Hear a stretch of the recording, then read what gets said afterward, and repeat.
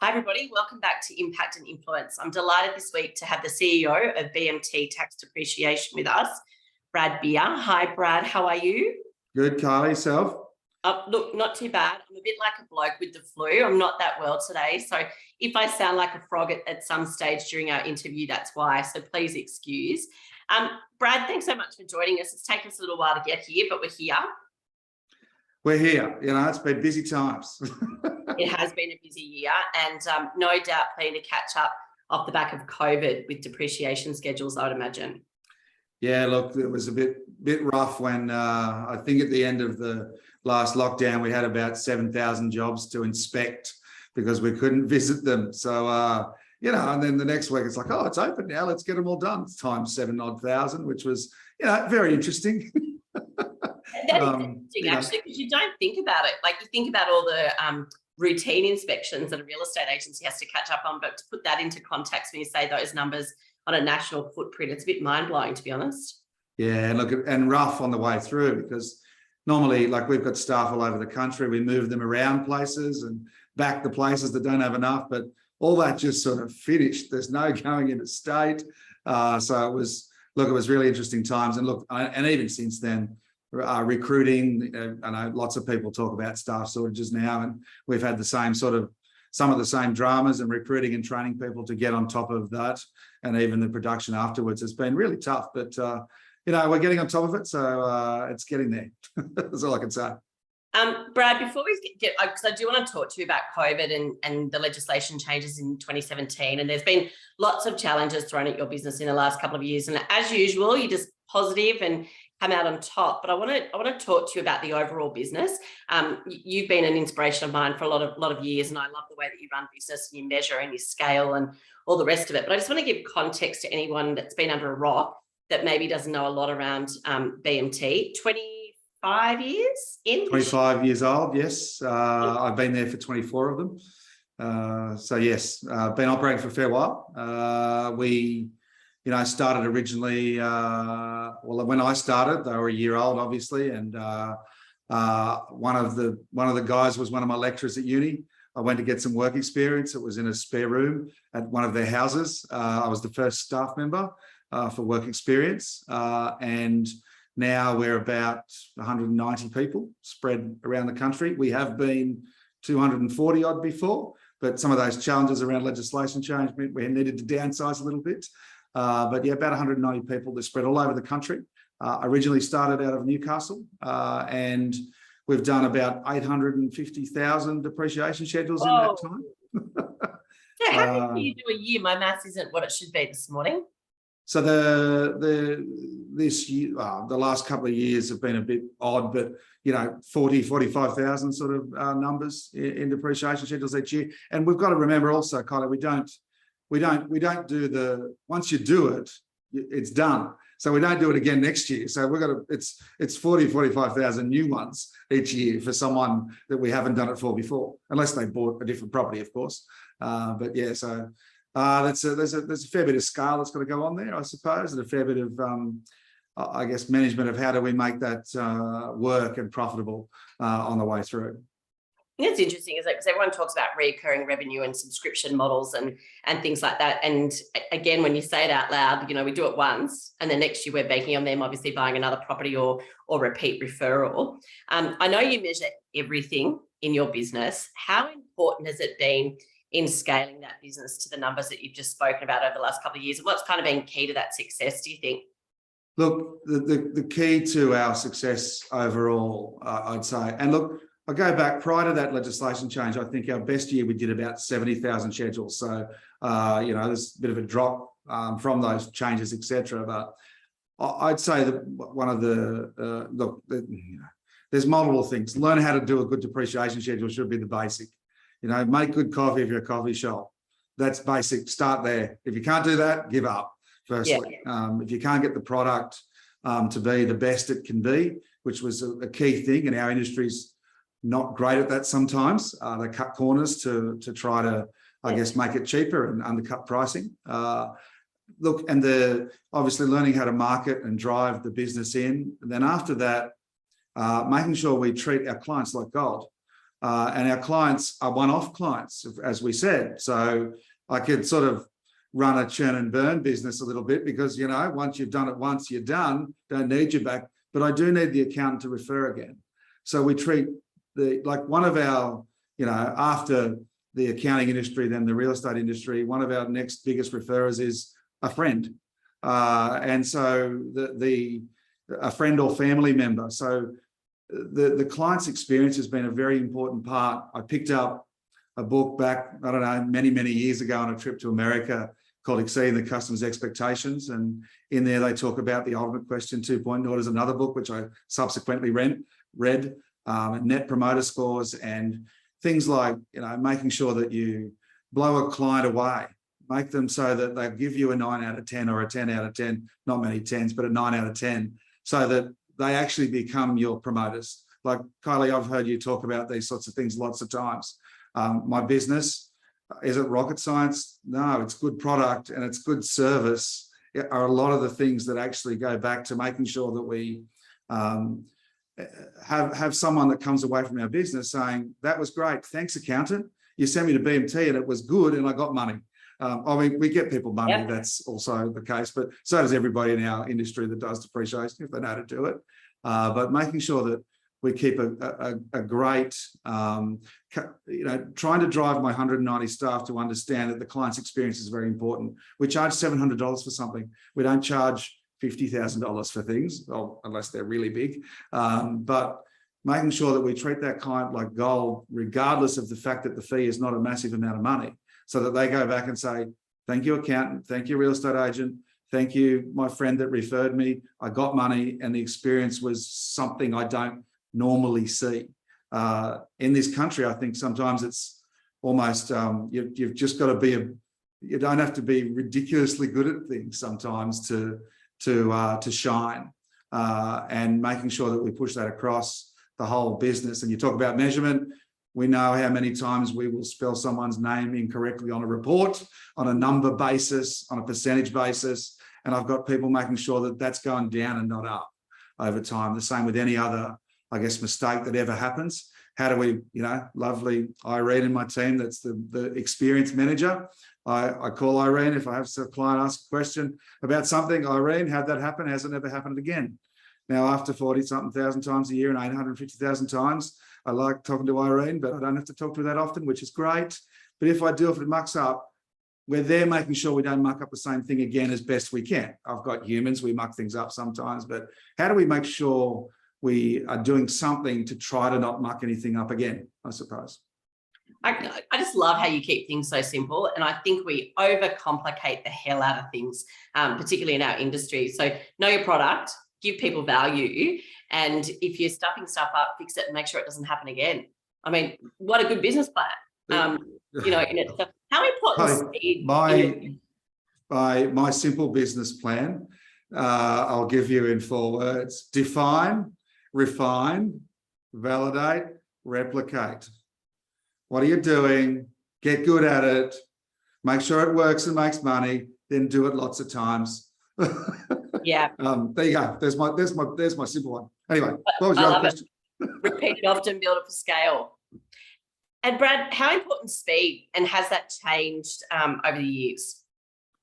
How important is speed? Did you say? Speed, yeah. Speed, yes. Sorry, the was a bit funny there.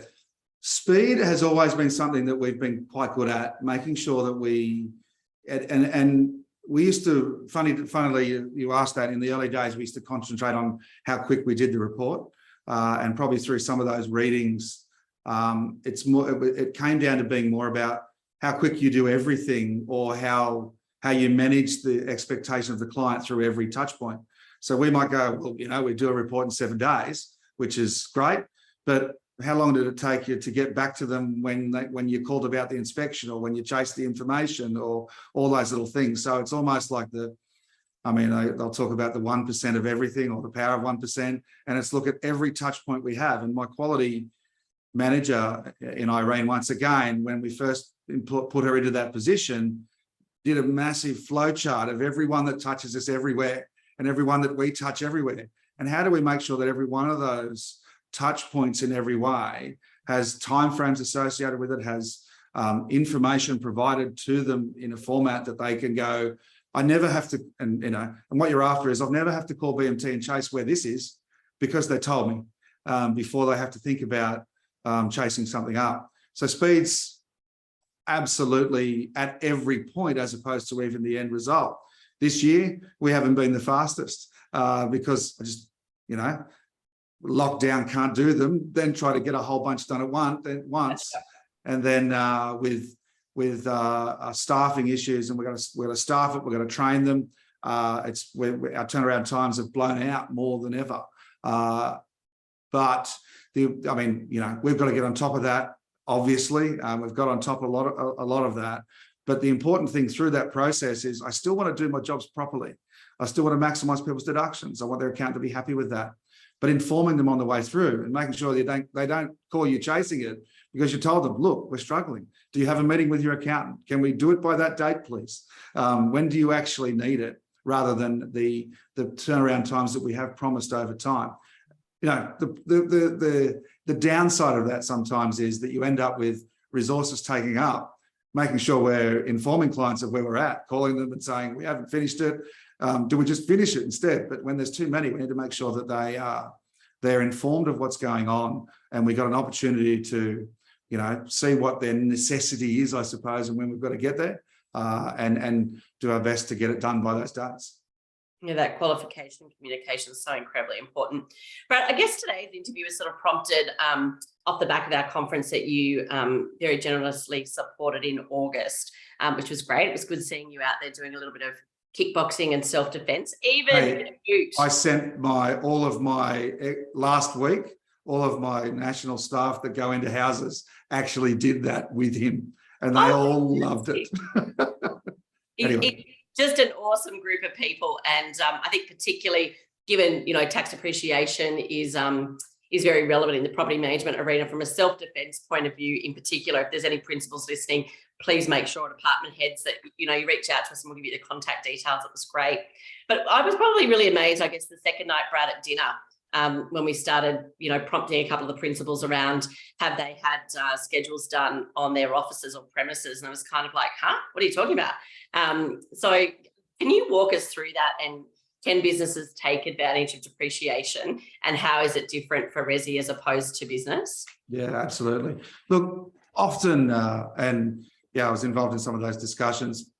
We do lots of schedules for people and their clients there, and they've actually got assets in their office, or they might own their office and they don't sort of think about themselves. They do exactly what the clients often do and say, I've got a good accountant, doesn't he look after all that stuff, or she? And buildings themselves, if you own them, have got depreciation for them, very similar to what residential properties do. The fit out you've done in your office, they're things that you've bought. There is deductions there. The accountant may take some of those costs and apply some things to them, but just like a residential property that your clients are buying, or that the landlords are owning, the commercial piece has depreciation available, absolutely. One big difference is that we talk about, there being legislation changes a while ago that gave me a bit of fun. And took away some of the deductions for residential property owners. Those changes were only made for residential properties. There's been no change to non-residential properties. So there's actually a lot more scope in a commercial property now that's secondhand, for example, than there is in a residential property. So the fit out itself, the actual building itself, and the things within the building, if the ages are right, there's substantial deductions available. And if you're a business owner and you own either of those things, they really need to be looked at. They'll mean more cash flow. And I don't know, we all like cash flow, right? Yeah, particularly in the changing market. Brad, what about if you're a tenant in a commercial building? So as a tenant, and if you don't own the building itself, you own a bunch of the fit out. If you fit it out, you own the fit out has depreciation available. Now, a lot of those things write off fairly quickly. A lot of it's loose, a lot of it's not. The structure of a building doesn't get as big a claim as a lot of the loose things within there, and fit out tends to be a lot of it loose stuff that's actually removable and claimable as plant equipment over shorter periods of time. Okay, so it doesn't necessarily have to be attached to the wall like cabinetry. It can just be general fit out costs. Just look, anything that you've spent in fit out has probably got some depreciation deductions attached to it. Absolutely. Can see you guys getting a heap of phone calls after today, because I was amazed, and one should never assume, we all know that, but particularly after that conference, so many people reaching out going, Walsh, we never thought that we could claim it as a tenant unless we own the freehold. So guys, get on to that going into the end of the year. As Brad said, so incredibly important for cash flow, and in a changing market, you need everything you can to protect your business. Brad, how bad was 2017? Yeah, it wasn't too good. It was going all right until sometime in May, when I was sitting at budget night and funnily enough on a Liberal Party sponsored table eating a steak when they announced some changes to what we do, and I'm sort of choking away thinking, what the so that went into what, like, firstly, not much understanding of what they were looking to do. I mean, I could see the headline, of course, and it went alongside, you know, the cancellation of travel allowances that everybody was in uproar about, travelling to Queensland to see your investment property and making a deduction for that, I suppose, because they thought that was rorted too much. But they also decided that secondhand plant and equipment in properties was no longer going to be claimable for depreciation, which was the big change for us. What that did meant that, you know, new property is unaffected, commercial property unaffected, but someone who buys a second-hand property might only be a year old. Things like your stove and your carpet have a zero value for depreciation, which is not quite right. And look, there was 6 or 8 months of time. I spent a lot of time in Canberra over that, between when they announced that, drafted legislation, and then finalised legislation about 6 months later. So it was all up in the air as to what they were doing, what was going to look like for a while. And also looking at the people that are involved in that decision and going, this doesn't really work this way. There is actually a proper way to do this, and here it is. But, you know, not enough noise, other than from Brad, I suppose. And everybody's worried about travel allowances. So what the impact on that made, look, the impact that made to investors is it's not diabolical. You know, a second-hand property that's a year old, rather than getting sort of 10 or 12,000 deductions, it might get $7,000 or $8,000 in deductions. So there's less deductions. There's still deductions there, but the education piece again for me was difficult. It was like a 20 years, after so many years of educating, getting people to understand depreciation's there and growing a business off the back of that, we went back to people going, oh, isn't depreciation gone? Once again, and that was the real estate industry, some of the accounting industry, the clients. So we had to go back to the re-education process that was stepping back probably 15 years in my life and doing almost the same thing again, to go, depreciation, have you heard of that? Isn't it gone? No, it's not. You just get a little bit less. So we took so there's less properties that sort of get deductions than there used to be. And we look at those numbers we talked about earlier. In the year before that, we did about 70,000 depreciation schedules. We dropped about 10% a year per year for about 4 years, which is a, you know, pretty solid hit to the revenue of a business of our size, which is fine. We made through that. We resized the business appropriately. I won't say it was a great learning curve, but it was a learning curve, because I'd only been involved in a business that had grown for nearly 20 years right from the start, which is great. And then through something out of my control, a legislation change meant the market size had shrunk for properties that were available to do that, out of the transactions with properties to investors that do happen. So we had to deal with that, and we had to re-educate. And we've been through that. We get back to a bit of growth, and then COVID comes along and flattens us out for a couple more years. Just keep getting stronger and stronger, Brad. Just keep getting stronger. You know, doesn't kill you, makes you stronger, right? So, but it also was not, as I say, not a good learning curve, but it was a learning curve. You learn some things through going, you know, real estate goes through markets that are good and bad. You've got to learn to run with both, and learn to make sure you don't spend all the money when it's good on the wrong things, so that your business is strong through those tougher times, and we were strong. We've always held a pretty lazy balance sheet. We make sure we've got enough cash to make sure we can get through things, even with a staff base of my size, which could be difficult. We make sure we, are in a strong position to make sure we can push through those things, which we did. And my team maybe have a few battle scars, but we got through, and we got through profitably and strongly. So I'm very happy about that, and it was very exciting. It's so many good takeaways in there for business owners around leadership and getting clear on where you're going and what you're doing. It almost sounds like you've been seeing in a few meetings that I've been on my shoulder the last couple of weeks around having not spent all their money over the last 2 or 3 years and reinvesting for what's ahead of us. The key point I just want to finish on, Brad, is I think that re-education piece is we need to dust tax depreciation off all the time in our business, not just for ourselves as business owners, but for our customer and our client, and make sure that everyone in our team is educated on it. But Brad, I just want to leave with for principles. So they'll say, oh, my department head or my property manager handles that for our investors. But for themselves, what is the best way for them to reach out now and see what they might be eligible for within their business? For the business owner, it's very simple. The address of the property, which is pretty easy, it's your office, or any property you do own otherwise. Send us that. Brad, I bought this 5 years ago. Do you think I can get any money? Or 2 years ago? Do you think I can get any deductions out of this, and how much might it be? We'll have a look at that. We can see the photos, we can see information. With a couple of questions, we'll give an indication of what sort of deductions should be there. Very, very simple. Myself, my team can answer that on any property, and the same for the clients. Simple resis, whatever it is, any of those properties, how much might be there, and what does that mean to them as investors? And your website for them to go to those details, Brad? bmtqs.com.au.